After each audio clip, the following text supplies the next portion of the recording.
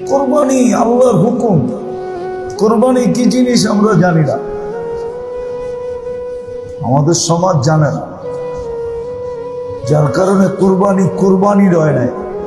কোরবানি হয়ে গেছে নুমায়েশ, দেখানোর জিনিস। কোরবানি হয়ে গেছে শোডাউন। ভালো মতে বোঝেন, যারা কোরবানি করবেন,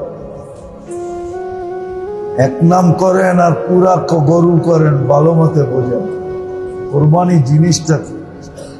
কোরবানি জিনিসটা কি, নাহলে কোরবানি কোরবানি থাকবে না। কোরবানি কোরবানি থাকবে না। এই কোরবানি মিজানের পাল্লায় উঠবে না। কেননা কোরবানির পশু মিজানের পাল্লায় উঠানো হবে 70 গুণ বাড়ায়া। এটা মিজানের পাল্লায় মাপা হবে, আপনার নেকি হিসাবে মাপা হবে। কি হিসাবে?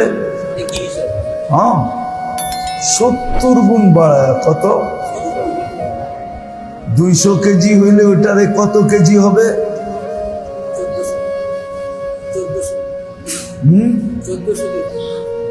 70 দিয়ে পূরণ দেন 200 রে, 14,000 কেজি হবে।